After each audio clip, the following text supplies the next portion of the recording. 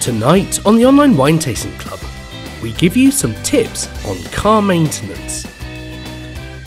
My wife takes over the video and gives us some quality memes.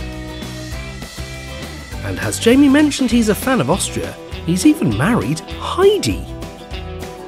It's time to don our lederhosen and explore the delicious wines of Austria with the Discoverer series.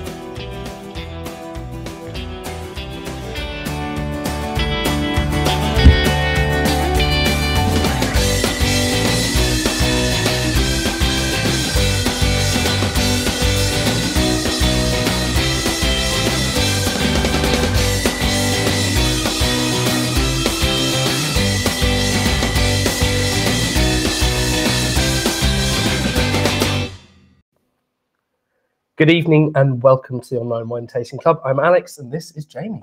Good evening, and thank you so much for joining us to listen to us badge on a little bit of a wine of Austria this evening. Lots of fun, and it's a little bit different tonight for the sheer fact that we've got 5 white wines and 1 red wine. We've had a few people complain we're being a little bit heavy. Red heavy. We've been heavy of the red loaded, but we're doing places like Rioja and Ribera del Duero and things like that. That's what you expect. Yeah.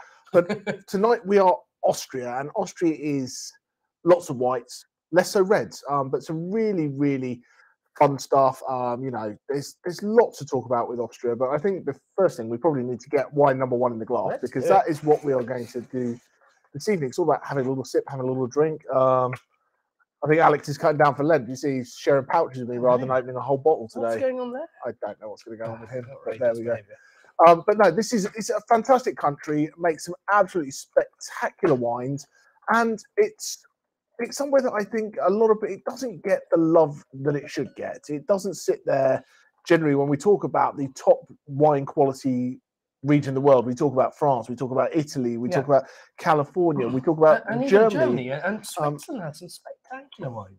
And so much there in the middle is Austria doing its own thing. Absolutely, and you know they make 1% of the world's wine, which is a huge amount of wine. That's like 1 in every 100 bottles comes from Austria. Yeah, approximately that. Yeah, I'm good at maths. But so what we're going to do is we're going to change it up a little bit today. We're going to taste through the first wine first before we do our intro video, so we can start doing that. But the chat is there, so dive in, ask your questions. Absolutely, and do remember we now have, once again, we have our interactive tasting notes. So if you have another phone or a tablet or something in your hand, if you go to towtc.co.uk, TOWTC, the Online Wine Tasting Club, /taste. And that is how you can enter notes. And I'm sure Caroline's going to pop that up on the screen. It's in the graphics bit. And then we can, we would love to hear what you're tasting in these cool wines. But of course, we've got to start with a Riesling because it's Jamie. And he's a sommelier. I don't know if you've heard of this, but sommeliers aren't quite keen on Rieslings. You go into a fine wine dining restaurant and they say, what should I have with this? And the answer is, generally speaking, it doesn't really matter what this is, does it? I've got a steak, Riesling. I've got some squid, Riesling. I'm having nothing to eat. I'm having nothing to eat, Riesling. Yeah, absolutely. So we're having a dry Riesling from the Camp Valley.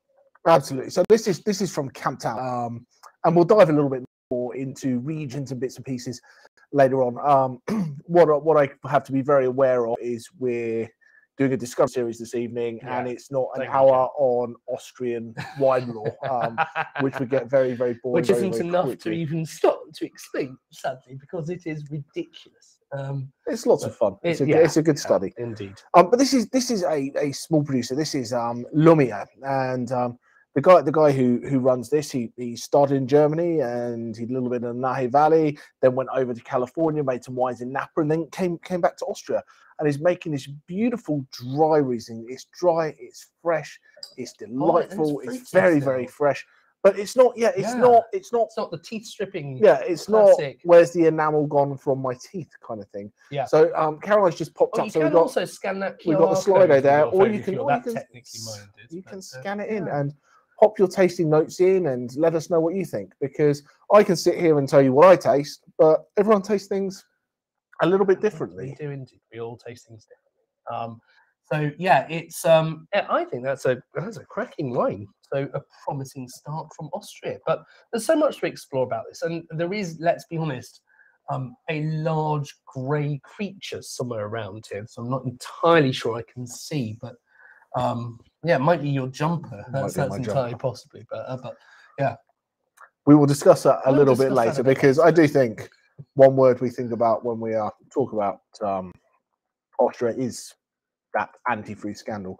But I think what we should probably do is sit back, relax, sip this wine, and we could listen to the dulcet tones of Alex Taylor for a video. But he lost his voice. He lost his voice. And let's listen along and see see if we're glad. Love to get your comments on this new tone of voice in the chat. Absolutely.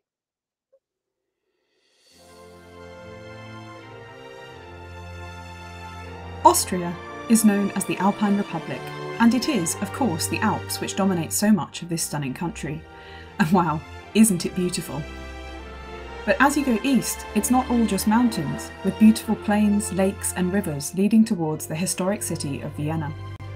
This diversity of climates and soils provide ideal conditions to produce some of the world's finest wines.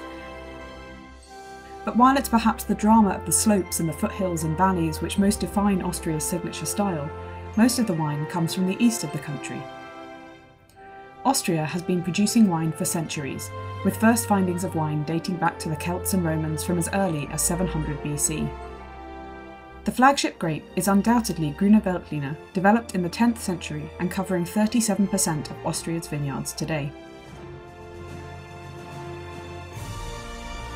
Now, you may not think that Austria is a huge producer, but it manages to make 1% of all the wine made in the world, which is significant.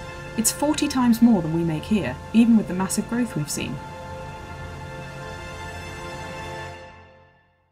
So why don't we see more Austrian wine in the UK? Well, for starters, Austrians are clearly very greedy, as they drink 70% of everything they make. But perhaps there's another elephant in the room here. Antifreeze. Yep, you heard me right. 1985 saw one of the biggest ever scandals in the wine industry, perhaps even worse than Alex's shirts. Several Austrian wineries were caught illegally adding a lovely sounding substance called diethylene glycol into their wines to make them appear sweeter and more full-bodied, which used to be associated with higher prices. The trouble is that, as well as being commonly used as antifreeze, well, it's toxic. Very toxic. Served neat, it would be lethal, but as little as 0.1 grams per litre could do long-term damage to your liver and kidneys. Not good. But the scandal didn't stop there.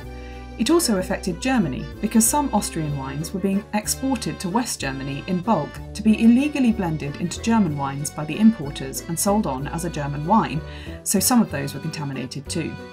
The scandal was uncovered by wine laboratories performing quality controls on wines sold in West Germany, and immediately made headlines around the world. A number of people involved in the scandal in Austria and West Germany were sentenced to prison or heavy fines.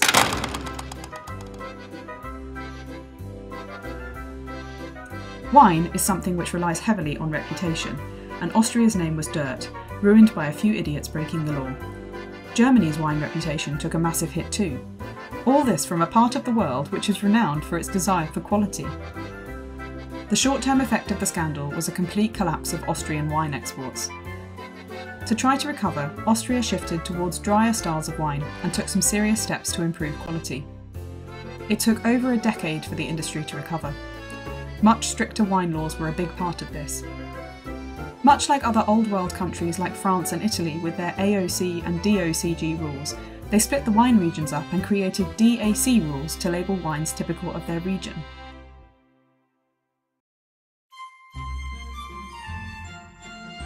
There are now 10 DAC regions. We won't go into them all, but the majority of winemaking in the country takes place in the east, with Lower Austria, Niederösterreich, and Burgenland, Styria, and Vienna, Vienne, and then you have the Austrian mountains, Burgenland, Österreich, which covers the rest of the country. Unfortunately, it doesn't end there. Austria looked across the border to Germany with its utterly incomprehensible rules and thought, let's have some of that. So now you also have the Predikat system for national classification as well as the locations. Like in Germany, this is based on how much sugar the grapes had when they were harvested. To make sure that there is no question of anything dodgy going into the wine, anything labelled as either a regional wine or a Predikat wine must undergo 2 rigorous inspections, a chemical analysis, and additionally a tasting by authorised wine tasters. That sounds like a fun job if this doesn't pan out. The DAC wines are tested further and receive a federal inspection number printed on each bottle in conjunction with the red, white, red bottle top so that you know you're drinking something high quality.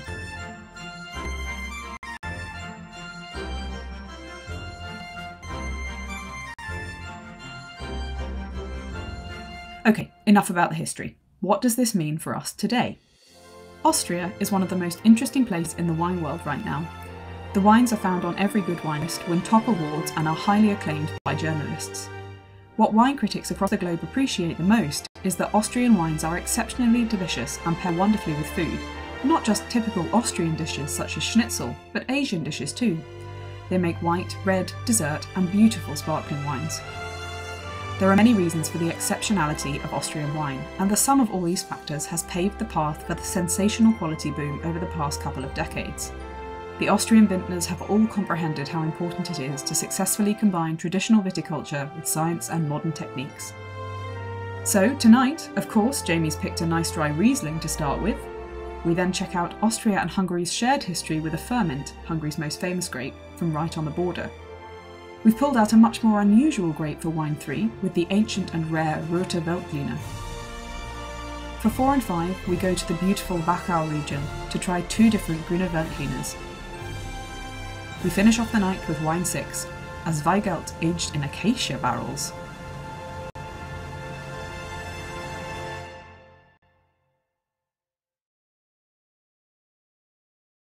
Alex is badgering away. He's badgering away with his tech. He likes a little bit of Slido, so he's going to get that up and running again.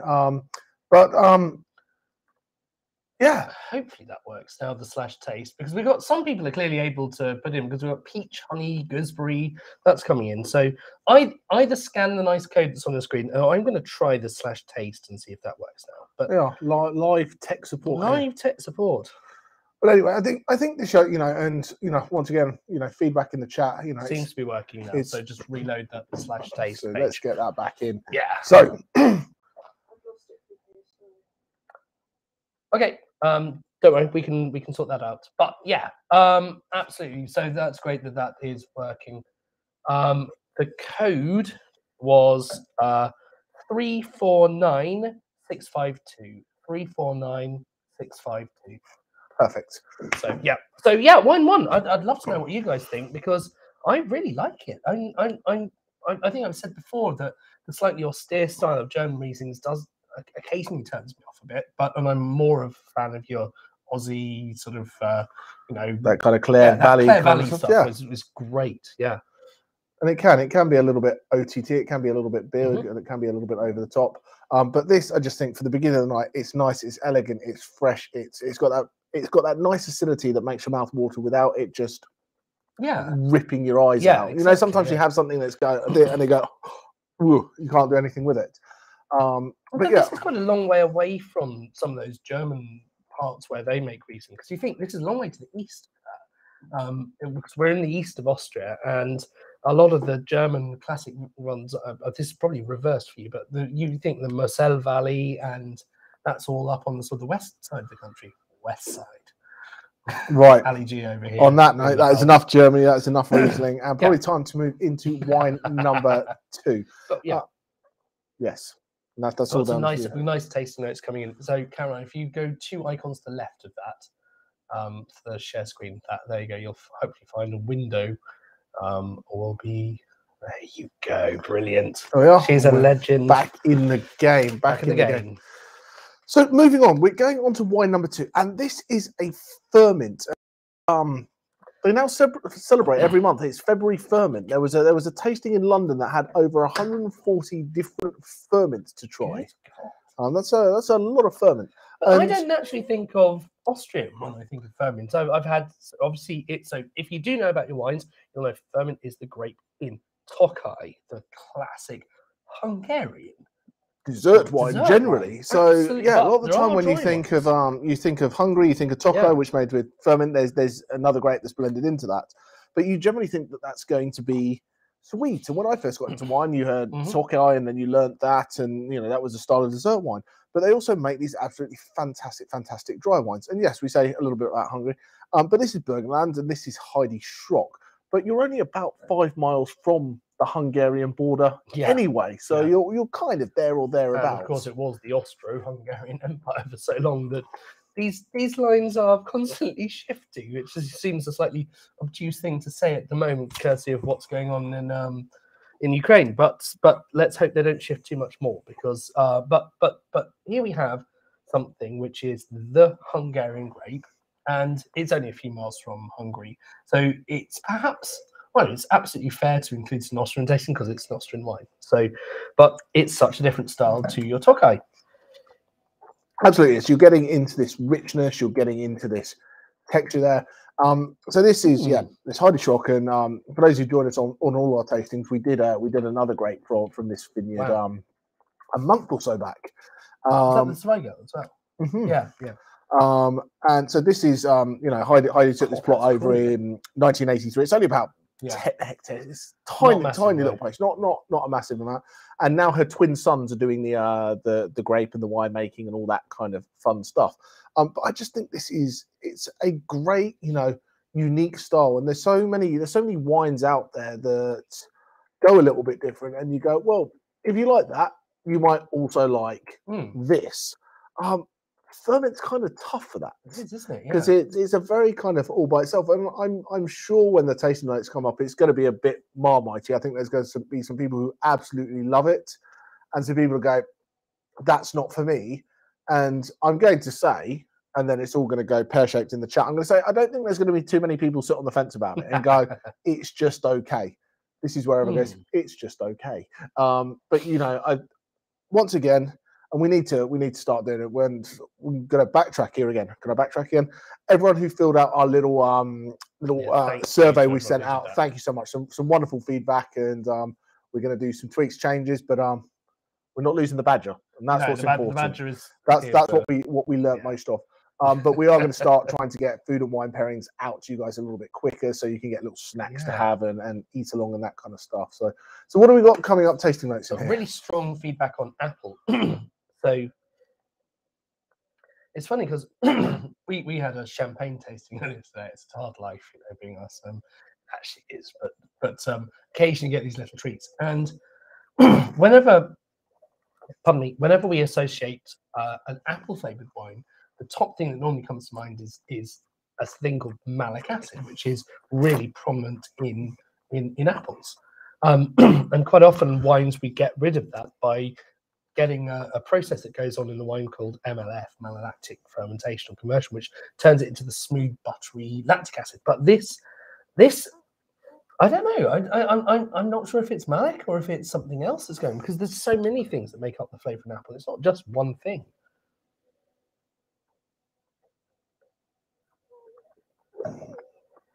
It's got this beautiful richness. It's almost like waxy. It's intense. Someone says it's intense. It really is. That's a wine that you properly notice. Savoury. Completely agree with savoury. And I think you find you go through a lot of Austrian wines, and we'll talk about this more when we go onto Gruner Veltliner, because there's definitely this savoury characteristic in Gruner. This kind of this waxiness, this feel, this it's kind of like white pepper kind of thing, which is generally a telltale sign that you've got a Gruner more powerful than it looks. Bit like Mr. Taylor, really. I wouldn't say that. I did, so there we are. There we are. Yeah, it is. It does pack a punch. But I think it's a very interesting wine. I think it's really cool. Has anyone said that they just think it's okay? Because it's going to make me very happy if people have got their opinions on it. Look at that. We'll see how that works out. But it's packing a massive punch in terms of those flavour profiles. And what are you eating with this? Oh, I mean, if you go with the sort of, need to have another sip just to check. Yeah, but if you go with the sort of the classic flavours of Austria and Hungary, it's going to be some kind of a. I mean, there's so many different things, but they obviously you've got your schnitzels and everything. But I think this would go a bit more with something porky again. Porky. Yeah, porky. The technical term, anything porky. If you think there's that apple characteristic coming through, apple goes well with pork. I think it's fairly clear to say, and I think that would be a lovely match with just a really good pork chop. Maybe a bit of cream because it's got the acidity to cut through those kind of things. I like that idea. The last time you had a good pork chop, it's not the sort of thing we eat as much as we used to, is it? How often did you used to eat a pork chop? Frequently. I was Homer Simpson in the previous life, so yeah. Fair enough, fair enough. Anyway, we're digressing into our childhood. Yes, good with salami. Yeah, I'd go with that. Salami, bit of cured meat, happy days. Yeah, this just with like a kind of meat and cheese board would be really quite cool. Breakfast, as it's known in Austria. I like that. I like that. Right, where are we going? We're going to wine number 3. We're going to wine number 3. Wine number 3. Where's my WSET notes? There we are. There's just some numbers hanging around, so I want to make sure I've got my numbers right before I upset everyone and tell people that I'm wrong, because that would make me very, very sad. So we are moving on to Gruner Veltliner. So there's 2 facts about this that are very, very, well, I think interesting. Fun, yeah. So fun facts. It's an ancient grape. Don't see very much of it. No. It accounts for 0.4% of Austria's planting. Okay, minimal. That's not very much. No. So 0. And there's there's some other grapes that kind of come from this Gruner Veltliner. Sometimes it's been crossed with Trammin, and then it's Rockgifler, and there's some other bits and pieces that kind of come from it. So, but 0.4%. Last month we were in Spain, and I talked a little bit about Tempranillo and there being synonyms, and there's about 20-25 synonyms for Tempranillo in Spain, because there's lots of places and lots of Tempranillo, so each region has its own. Exactly. Would you like to hazard a guess as to how many synonyms there should be? Guesses in the chat. Guesses in the chat. How many different names? How many different names are there for Gruner Veltliner? Because I will pop that in the chat. I'll give you a couple of seconds to chuck some numbers in there. I'll give you a clue. It is more than one, which seems kind of ridiculous for something that is such a small amount. Yeah. But this is from the Mandler family, and we're going to visit them again a little bit later on.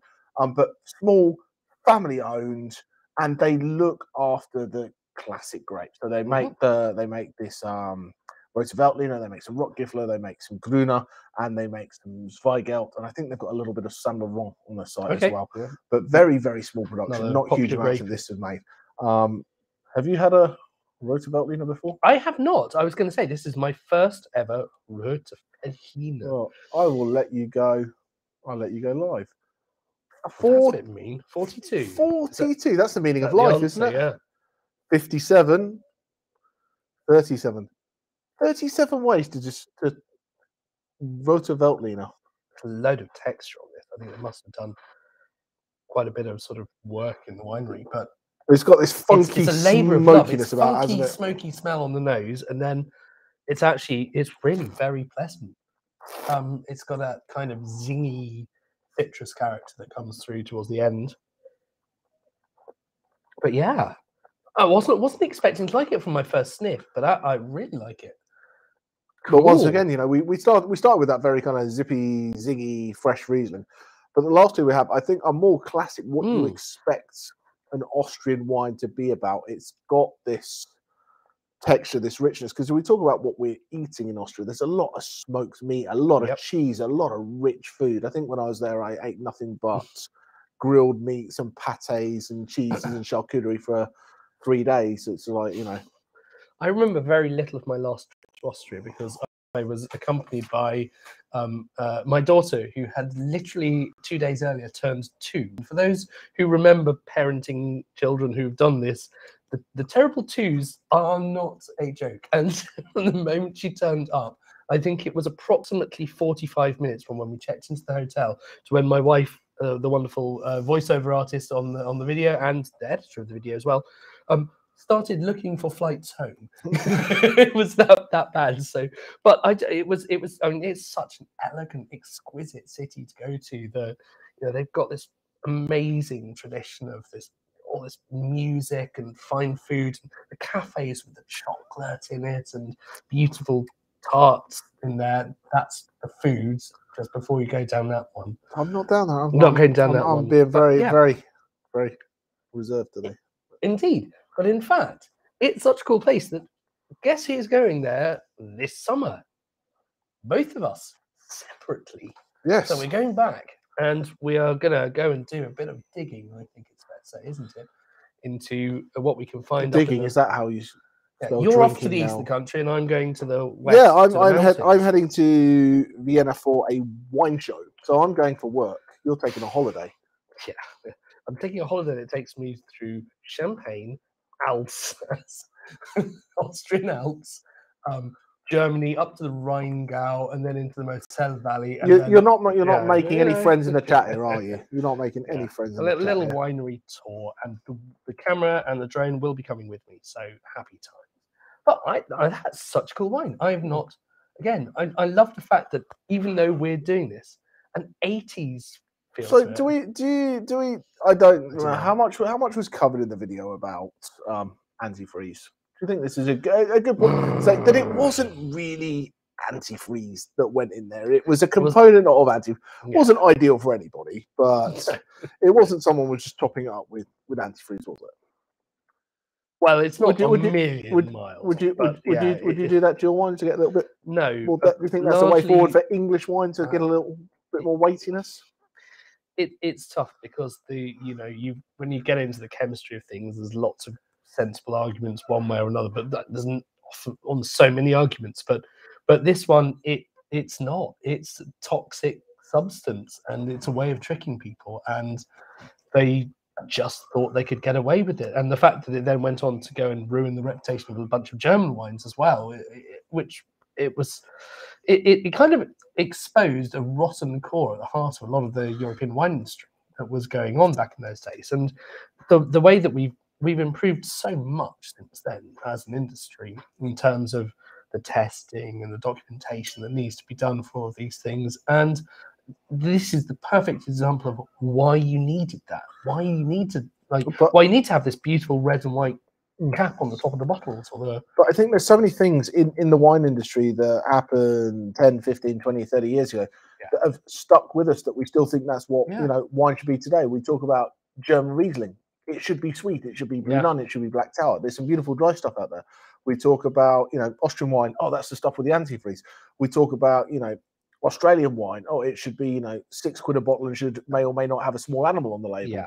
And we tar an entire style or country or region with this brush over something that happened so long ago. And hopefully, it's so often it's only the cheapest of stuff that gets over here, and that's the really sad thing. Like when you go into the supermarket, generally speaking, it's brought over in massive bulk, and they go off and they play different wineries against each other to try to get the best deal, and that's where corners get cut.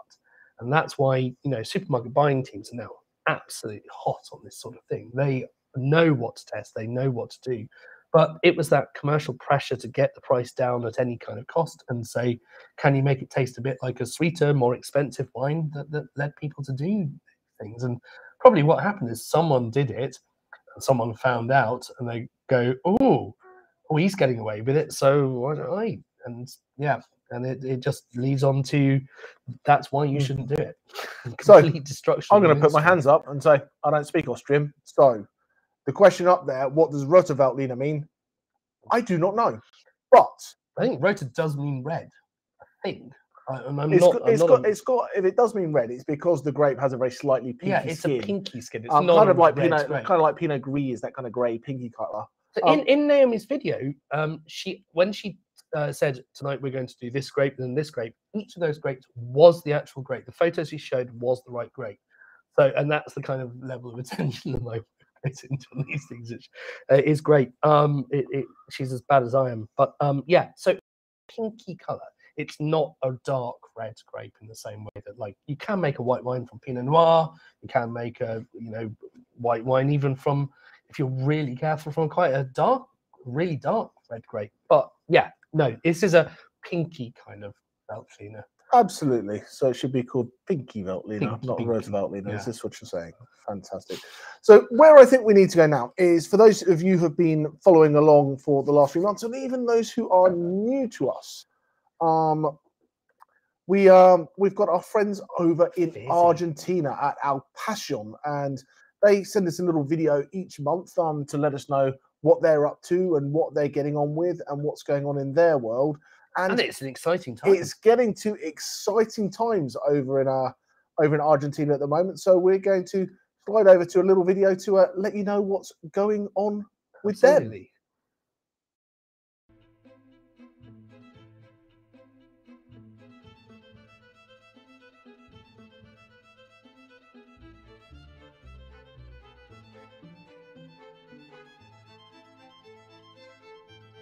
Hi, my name is Kathy. I'm one of the founders and investors in Alpine Vineyard, which is located in the UK Valley in Mendoza, Argentina. And I'm also a member of the online wine tasting club, now based here in the UK. What I'm going to do is to provide you with an update from the vineyard, which we're doing every month. Today we are celebrating the start of the 2022 harvest. Last Wednesday we started with the Sauvignon Blanc grapes, which you can see on these clips, and this week we're harvesting Pinot Noir, and next week it will be Chardonnay. All our grapes are hand harvested in bunches into small baskets. When the basket is full, the grapes are transferred to small plastic boxes. This makes sure that the grapes are undamaged and keeps quality high. The boxes are loaded onto a tractor and are transferred to the winery, which is very close to the vines. This means that grapes are delivered in a matter of minutes, so they keep cool and are in top condition when they arrive at the winery.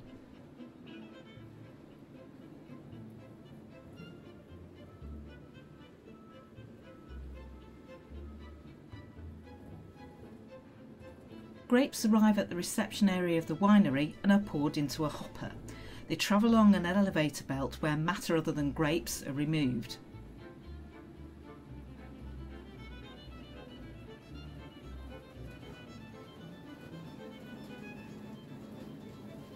The belt delivers full bunches to a grape destemmer crusher machine where they are destemmed, washed and dried.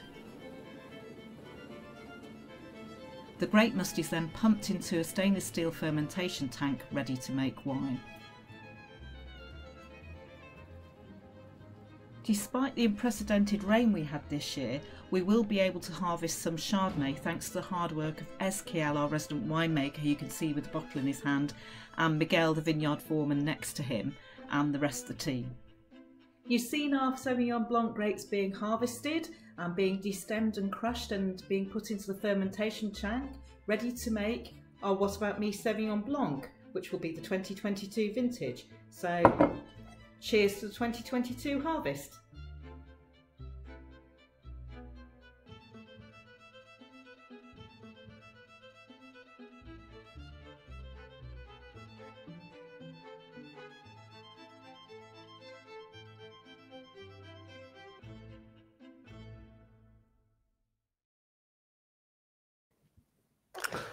Fantastic. And you know, we've done the previous What About Me Sauvignon Blanc on a tasting before, so really excited to see what the new the next vintage is going to be. It's fantastic, and you see the grapes coming in, and it's hard to, I think for when people look at that, they see grapes coming in and going to machines. What Kathy said is really important there is that you've got small baskets of grapes, because if you're going into these really big bulk things, the grapes get harvested straight into effectively a lorry, and they just all sit there on top of each other. The weight of the grapes starts crushing the grapes, and so the skins start getting damaged, the juice starts coming out, and it's a really, you know, it's fine. It still makes nice wine, but if you want to do something with a bit of care, you've got to do it like that. And the other thing that you might have spotted was some mysterious bits of smoke coming out of the bottom of the crushed destemmer. It's on fire. It's all on fire because of the heat. No, it's not, and that's just using a bit of dry ice to try to really keep, just like we do with we use inert gases. You put dry ice down on top of the grapes and into the tank. That forms a protective layer of carbon dioxide that just keeps the oxygen away, and the heat helps keep your really delicate flavors as there, and that's really cool. And you know, it's really good to see that.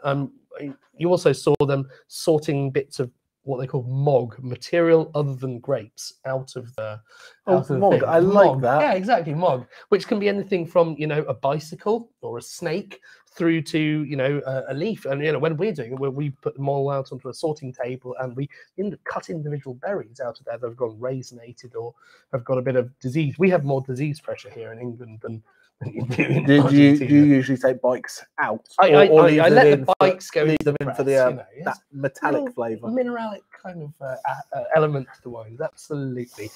But enough about that. So yeah, thank you to Kathy for sharing that. Really cool to see. And that's going absolutely full flow now in all of the Southern Hemisphere countries. Whereas of course over here we're just maybe some of the Californian wineries are just starting to see bud burst, which is where the you know, the shoots just starting to come out and forming your. Here we go. Oh, There's your here's cane, one I made and here's what I earlier. made earlier. And these are the individual little shoots that come out. And of course, here they've gone brown and hard because this has been last year's prunings. This is why we need to start writing a script. Yeah, it is. probably. But we're moving on to the Vacol Valley, which is a really cool, beautiful place. And Jamie has been there and gone around the wineries, and he's gone down into the cellars and seen there. Do they have some interesting tanks there, Jamie? They do indeed. They do indeed. So before we talk about Domaine Vacol, okay. Did we have some cool tasting notes from the previous one? I think we've shown them, haven't we? We did. The fizziness, the sherbetiness, that was cool. The answer is 173. 173 synonyms. Are you kidding? That's a lot of rotors to remember. Yeah. I hope that doesn't come up on a wine quiz. Please name all 173 synonyms. That's in your MW exam, I think, isn't it? That would be a little bit crazy. So what we're going to do, we're going to do wine number 4. Yep. If you want to pour wine number 5 at the same time, you are more than welcome to, and we can go through. If you just want to drink one and the other, that's fine as well. But we're going to talk about Domaine Vacol and Gruner Veltliner, which is Austria's great and what they do. But this is not all Gruner Veltliners are created equal. Not all Gruner Veltliners from the same region are created equal. Not all Gruner Veltliners from the same vineyard are created equal. True. And that's what's really cool about this. So start sipping away on wine number 4, because I'm just going to do a tiny little bit of, and I promised I wouldn't do too much, Austrian wine lore. Austrian wine lore. Okay, so what we've got is, you know, Austria is split into 4 big regions, which we talked about. And then within that, there's a smaller regions, which is your DACs. So that's the kind of same as your DO, which Caroline knows all about, or your AOCs, or your AVAs in America, that kind of stuff. So that's your kind of appellation contrôlée. So you have them, and then within those regions, for certain grapes, not for all grapes, you have a thing very similar to the German predicate system, which is based on the ripeness. So you have this Auslese, Spätlese, Eiswein, Trockenbeer and Auslese, that kind of thing. As well as about straw mats. So that's all well and good, and that's Austrian wine law, until you go over here where they have the Vacol rules. So take the international one, the German one, and now just for this little sub-region, this little tiny bit, the French. Well, it's a bit more like Italian Chianti, like Classico, Reserva, that kind of stuff, because it's about alcohol. So you've got 3 levels. You've got the Steinfeder. The Steinfeder is this little grass that grows down by the riverside. So you know, you go there and they go, "Here's a ball of this." So that's your lightest level, because it's light, like anything up to 11.5%. Okay, so it's that. You've then got your Federspiel, which is named after a falcon. Lots of falconry in that area. Yep. Was that your impression? That was my impression of falcon. We should have bought a falcon, shouldn't we? We should be going back to New Zealand. And then we've got our top level, which is our Smaragd, which is a lizard. Which is a lizard that likes to come out and bask in the rock. So therefore, that is going to be your heaviest, richest from the sunnier parts of there. So what we've got in wine number 4, this is their terraces. So this is their Gruner Veltliner from across their sites. Same producer, same winemaker, same winery, 2 different vineyards. And that's quite cool. So stick to the glass. 2 different vineyards. Yeah. This is from multi vineyard. So what they have is they've got all the way down the Danube. They've got lots of different vineyard sites. They don't own very much of their own vineyards. They work with growers who own. So it's all cooperative growers. So they've got, I think it's 270 different growers across these different vineyards. And Heinz, who's the winemaker there, goes out and works with these people as to what he wants to do and what he wants to get out of the wines. And it's absolutely fantastic. So, you know, so we start here, and this is definitely your lighter, fresher, get going with it, drink it, Gruner Veltliner, Wine number 4. It's like if you've got a pot of white pepper and you're just sort of sticking it onto your thing, there's a little bit in that, and then there's a lot in that, and there's just a lot more of everything in that, and that's really interesting. But when you're there, didn't you go down the river and actually see how the changes in the aspect of it as it goes north, south, west, east, and, you know, wiggles around? Yeah, absolutely. Absolutely. And I like to tell the story because it's cool, but I also don't like to tell the story because I sound like a spoiled child. So we flew over, and you get you get to the domain, and you're like, is this it? Because they've got like 3 buildings, and that's it, and everything is underground. It was dug out 15th century by monks. You go in underground, it's absolutely mental. They've got, you know, barrels as big as this bloody room, and then they do amphora, which is the clay pots. They've got a marble tank that was just cut out the hillside and cut out. But they've got these vineyard sites all the way over. So we got up in the morning and we drove all the way to the west. I had to work that out there. All the way to the west. And there's the vineyard all the way to the west, which is called Bruck, which is the coolest of all their vineyards. So you're up there and it's like coat on, like shivering. It's like, bloody hell, this is, you know, you're definitely what you expect Austria to be.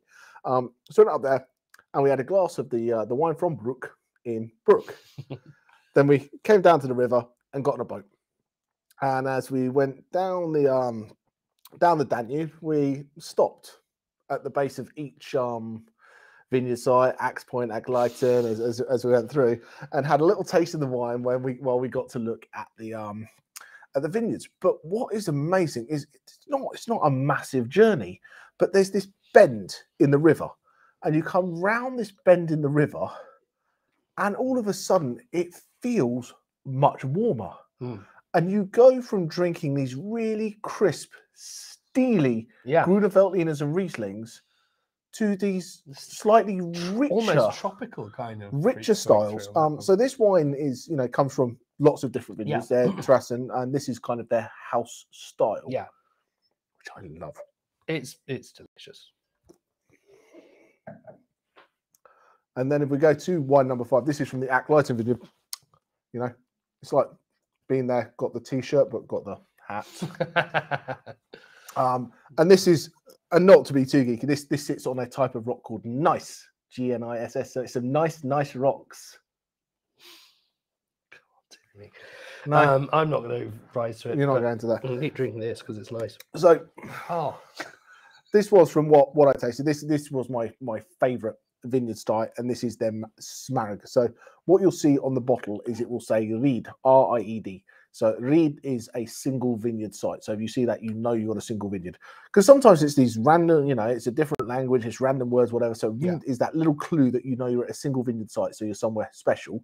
So it says Ried, and then it says either Steinfelder, Fedesfield, or language Smarag. How are normal people supposed to commit to all this stuff?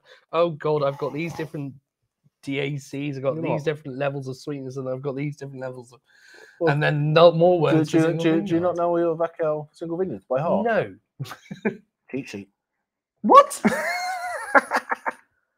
I've seen you wearing this hat. I've seen you wearing this hat many times. I had no idea that that's on there. Oh, there you go. There we go. So anyway, so Agleiten is kind of about halfway down from where their plots are, and I just think it's a nice thing to say. But this is their Smag level, so you're sitting a little bit higher in the alcohol. You've got to be above that 12.5%, and it just gives this richness on the palate, this silkiness. There's still loads of acidity in there, but because you've got this richness, it's not as racy. It's more balanced.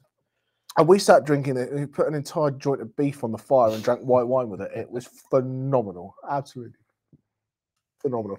I think Caroline's just switched the tasting notes on to number 5, so you can pop in what you think of this But one. I think what's important about this is it's two wines that do two very different things. Wine number 4 is open up with your mate, sit in the garden, drink it.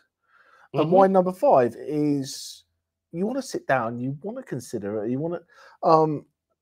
But it was such an amazing place to go because it is a bit close to my heart because it was the last trip that I went on before lockdown. So I've not been to a vineyard since I've been to Austria. So it's kind of I still have in England. Okay, I've not been on a trip, a winery trip abroad. Fair enough. Yeah. Because last time one of my suppliers took me somewhere. That's true. So, but yeah, Domaine Wachau, they've got the name of the valley producer in Wachau, do you think, or it's only one of the best? There's their Pichler. There's a lot of really good ones. They're one of the bigger ones. They've got all things, and Roman, who's the owner there and looks after everything, is an MW, so he knows his stuff. Yeah, you got an MW, and then Heinz is the winemaker, who's fantastic, and he turned around and said, "He's full of beans." 57 varieties he grows. 57 varieties of Gruner Veltliner. But they do a lot of cool like wine accoutrement. You can buy anything wine. You can buy wine soap with the seeds from the Gruner in that you can exfoliate your skin with. Nice. There's wine shampoo. They sell just the Gruner Veltliner juice as it is, not fermented, which is delicious, really good. Just Gruner juice. You can drink that all day, every day.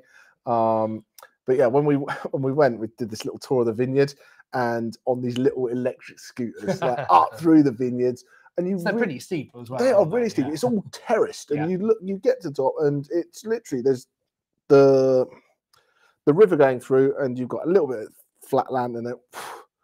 But one thing that I did see that was really cool there was this planting of vineyards. Yeah, and every row had like a name on it. Okay. And it was done for the school. And the kids come out and learn horticulture by tending this row of grapes. And each kind of set of kids have got their own little bit. It's on the flat land next to the river, so it's probably not making the best, it's not the best, but it's really kind of cool. It's nice to involve them. It's like education, integration with the society, child labour. Wow, it is. Hey, you're talking to the person who had his daughter helping him make wine, and she, by the way, just what you were saying about the grape wine juice. If you compare the juice you get from a table grape to the juice you get from a wine grape, there's so much less acidity in the table grape, and so it is more acidic, but it is delicious. And Annabelle absolutely loves the juice of the white grapes that we were pressing, and yeah.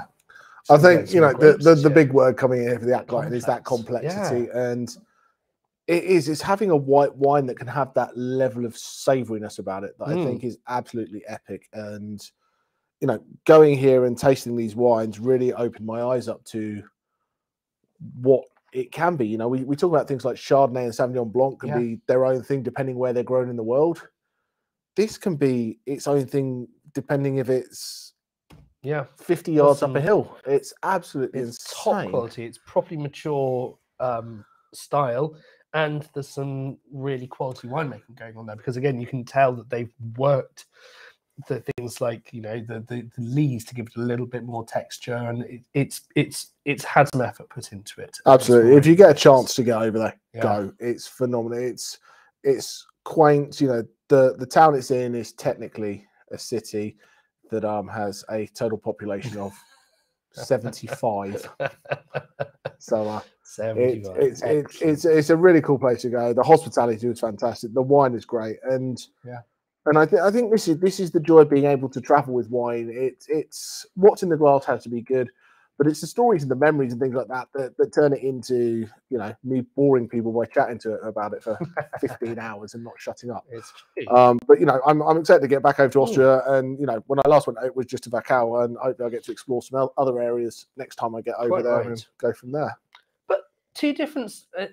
I just think the biggest takeaway for me, other than all of the stuff about wine lore and all of that, is just how the same person making wine out of the same kind of grapes grown a few meters from each other can produce such different styles of wine. They've obviously got commonalities, but really different. And so that is the magic of wine. You can't just say I don't like Gruner Veltliner, because it's not just one thing.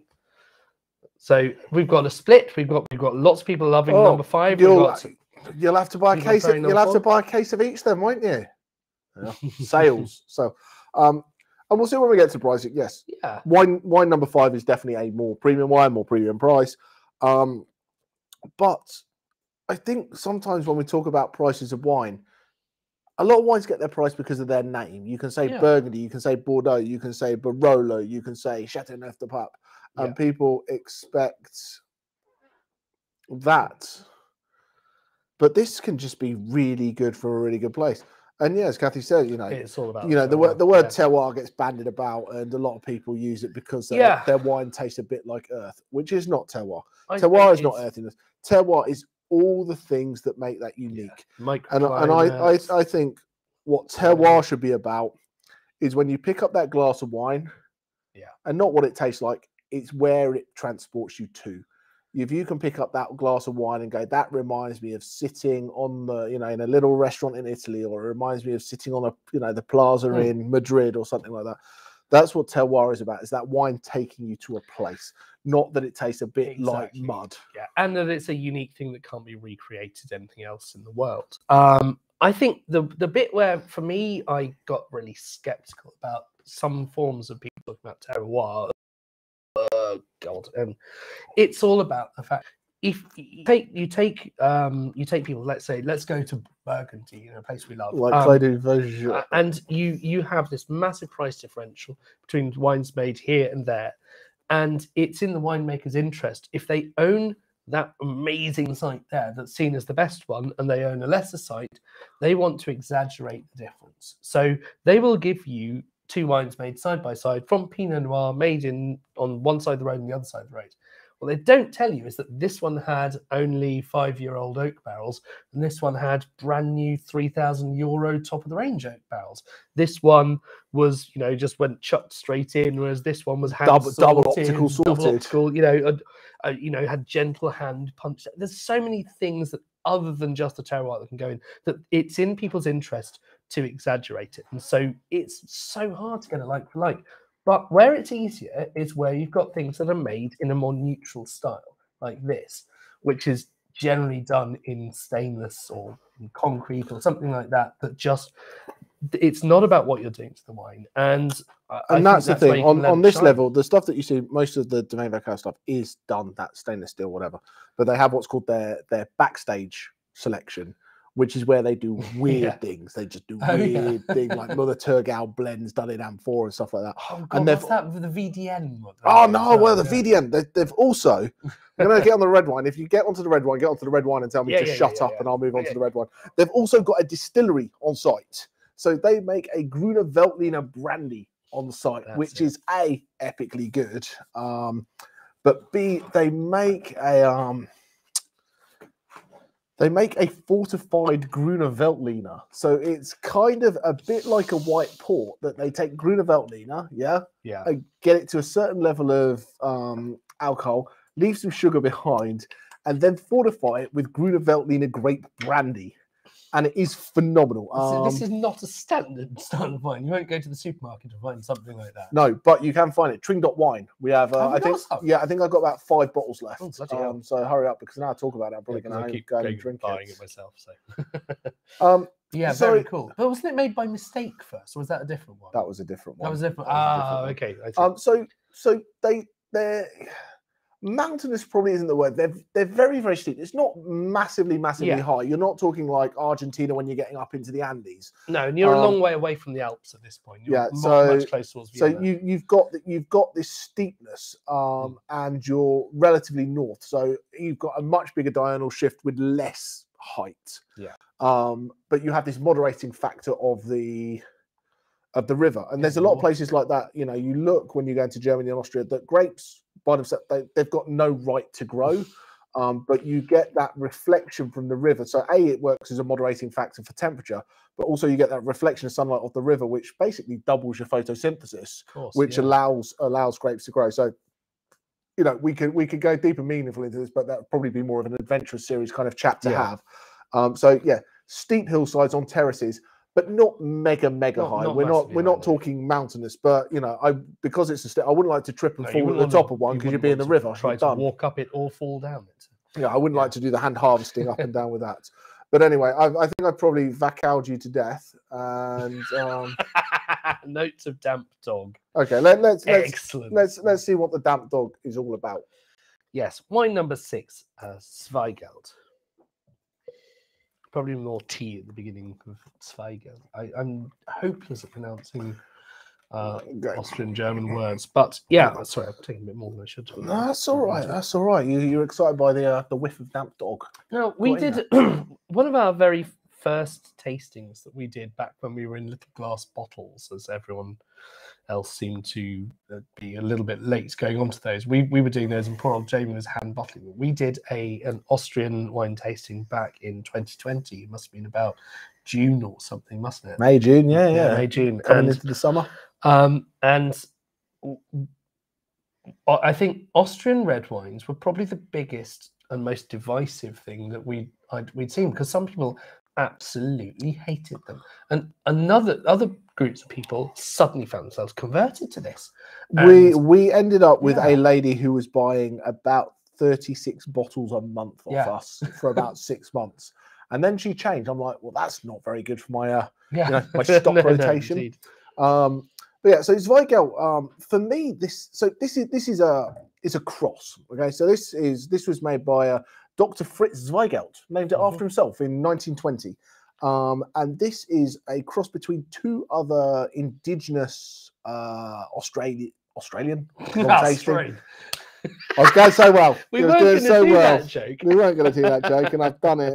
Done. So 2 other Austrian grapes, so Blaufränkisch and Saint Laurent, and those were crossed to make this. People turn around to me, in the shop when it's not open, go, "What is this like?" And you can feel free to agree or disagree, but I think the best way to describe this is if Pinot Noir and Shiraz had a baby and it was Austrian, you'd have Zweigelt. Very good. Because you've got that lightness about it, but you've got that savoury spice that we associate with Austrian wine, and it's delicious. It's a great, just drinkable. It's got enough spice if you want to have a bit of food. It's a very, very versatile wine. It's very licoricey to me in the way that I sometimes find in some Shirazes, but it's a really distinctive style of wine. If you see it labelled as Blau as Zweigelt, same thing. Yeah. Okay, so same thing. And I think when you dance around Austria and Germany and places like that, there are a lot. And we said about Gruner Veltliner having 170 synonyms. There's a lot of synonyms. There's a lot of things that you go, well, I don't know that. Well, you do know it. It's just under a different name. So you've got to keep an eye out for that. Right. But you shouldn't let it put you off. You go, I like this, I like that. But what's quite interesting with this is that I get a bit of vanilla in it in the same way that you'd get from an oak. But I know, if I remember right, this is made with, is it acacia barrels they use for it? Yeah, which is not so common. You get people using them in winemaking. But the second wine tonight we've had an acacia barrel. Is it? Yes. Because this is the second wine from the Madler family. Oh, so the other one. So the Gruner Veltliner as well. Okay, interesting. But yeah, acacia barrels. No, we normally just talk about the different kinds of oak. Do you go for French oak, American oak, occasionally Hungarian oak? I don't think there's anyone using English oak, but all went into the boats. All went into the boats, exactly. Yeah. So acacia. So me not being winemaking, and I know you've probably not worked with acacia. I have not studied acacia. No, so asking you why people would use acacia would be a moot point. Generally speaking, it starts with point 1: is it safe? Are the things in this wood which are going to leach out and are going to hurt you? And then the next thing comes out. What are the flavour characteristics it's had to it? And obviously, acacia is a great smelling wood to just be around, but I think it's interesting. It certainly adds a certain je ne sais quoi to this one. But yeah, stylistically, I think you're right with that sort of cross between a light grape like the Pinot. It's got that smoothness and that spice and savouriness, and then that spice and savouriness. Yeah. What have we got in tasting notes, Caroline?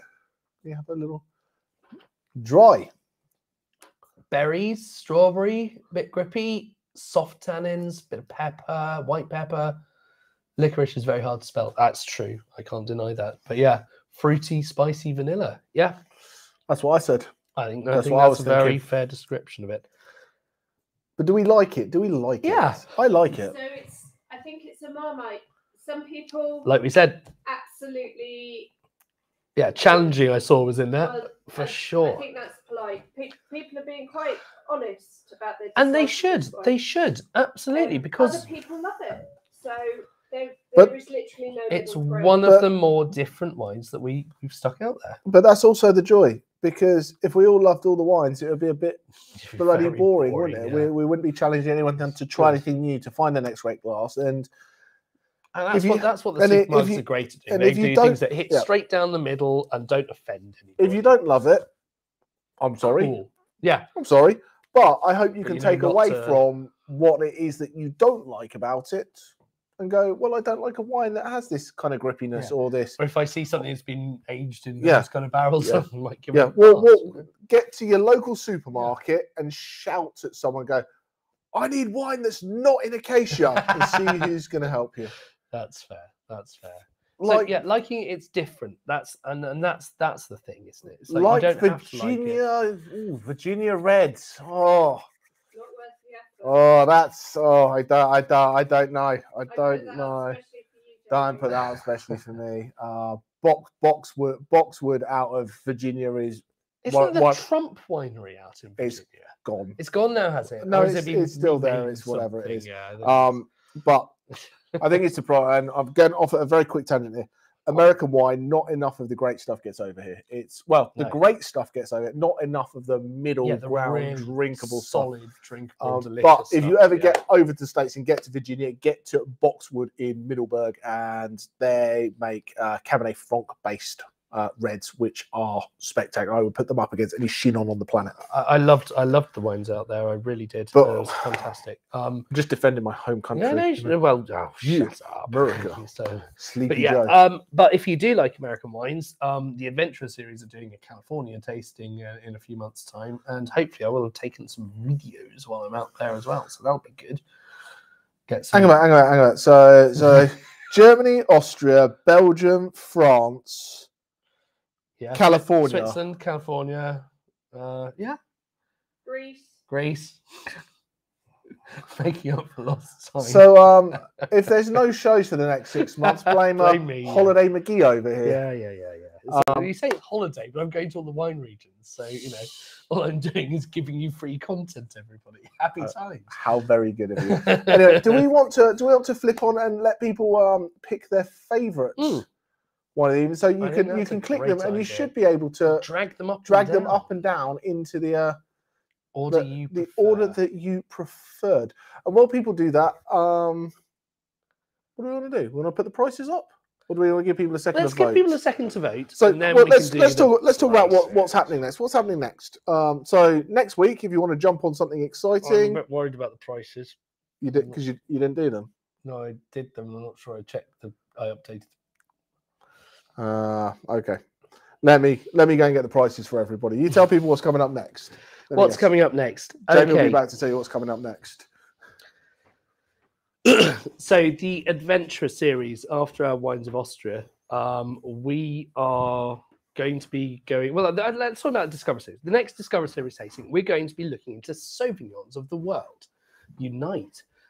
We are going to be looking at Sauvignon Blancs and Cabernet Sauvignons, and the other Sauvignons may be available. We're doing 3 Sauvignon Blancs, 3 Cabernet Sauvignons, and we are comparing different countries. So the whole concept of countries, terroirs, climates, and everything, that's what we're going to be digging into to taste side by side. Oh, tell us what digging is- into. I see what you did Yeah, there. digging into the terroir, absolutely, and just seeing.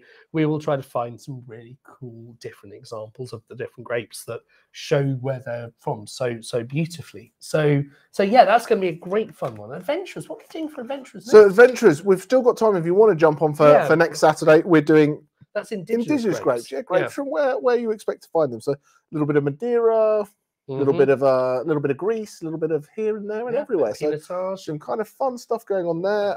Italy, all over. Yep. So a little bit of a world tour, and then the the following month, we're doing a deep dive into Argentinian Malbec. Yes, that's right. 6 Malbecs, 6 regions, all over the place. And not all red, just in case you really hate red wines. There's going to be some white and... No. No? 1 rosé. 1 rosé. I thought we were doing a white as well. Oh, we're going to find it. Okay. If anyone knows Whites, of a white exist. they do exist. Yeah. And I spoke to a good friend of mine at Condor Wine, and they're going to import one, but it's not here in time. So okay. So there's going to be a rosé and 5 reds. So the antidote tonight. Yeah, exactly. We're balancing it out. We're going the other way, but we'll just run through the prices quickly. And we'll always give us a shout. Always send us an email just in case. But the Riesling is $15.95. The Furmint $17.95. The Gruner Veltliner, a value, $11.95. The Wachau. Did I get it right? No. No, it's the last ones. It's the last 3. I don't think I've updated. No, he's not updated them. So he's lying to you. And if it was there. So the Wachau is $13.95. The Alpine from Wachau is $29.95. So it's quite a step up in price. It is quite a step up, but there's also that step in quality. And then finally, the Zweigelt $11.95. There is also we're starting to trial a couple of our little stand on their own packs. So if you don't want to deal with me and Alex anymore, you have that ability to just dive and do it. So we put a Wines of Germany pack up on the website. So order it. Comes with one of the little booklets for a tasting. No video, no messing around, but you just get to try 6 really cool wines. It's for the people who fed back to us quite strongly that they want to go up to the pub, and I don't blame them. They don't want to spend an hour listening to us. So that's fine. Absolutely brilliant. Enjoy yourselves. Enjoy the wines. Discover some new cool stuff. So the wines of the night. Riesling. Riesling is the winner. Of course it is. Goodness me. So Riesling, bright, fresh, delicious. I wasn't expecting that. It's a great wine, but wow, cool. But the red's very popular as well. That's doing really well. But everyone also loved that Alpine, and very nice. No, and I think it shows. My pick at the beginning would have been the Alpine, followed by the Gruner, the other Gruner. Followed by the Riesling would have been my 1, 2, 3. But it shows that people are there and difference and whatever. So yeah, they're all available on the website. So if you love them, get them, order them, drink loads of it. That's what we're here for. If there's anything that you've tried previously, we rotate things through. If there's a wine you've had previously that you've loved that you don't see on our website anymore, send them over and we can source them for you again. The prices again, if Caroline puts them up, I will then correct what's corrected. So the top 3 are correct, but then when we go for the Wachau Sweaterfield is $13.95, the Alpine is $29.95, and the Zweigelt is $11.95. I think that Zweigelt's great value for money. I think that's absolutely delicious. $11.95, very cool wine for the price. No, really good, really good. So yeah, we've kind of not destroyed everybody's evening for time. That's impressive for once. Caroline, are there any final thoughts or questions in the chat that we need to have a look at? No, spelling's becoming a lot dodgier after 6 wines. So I think everyone's had a good time. I'm glad everyone's had a good time. That is great. There we are. So if people can just finish off writing the list of all the Gruner Veltliner synonyms they know in the chat and all the single vineyard reed areas in the Wachau Valley, that would be a real test of your spelling. Yeah, and if you get it all right, I just know you've Googled it and copied and pasted. But there we go. If that's all we've got in the chat for tonight, it was an absolute pleasure to have everyone, as always. Thank you once again for everyone who sent their feedback. We're going through it, making a lot of tweaks because it is your club and we want it to be right for everyone. So from me, from Alex, from Caroline hiding over in the back, huge thanks. Wonderful to see you all again, and we will see you next month, next tasting, or next time. Thank you very much. Good night, all.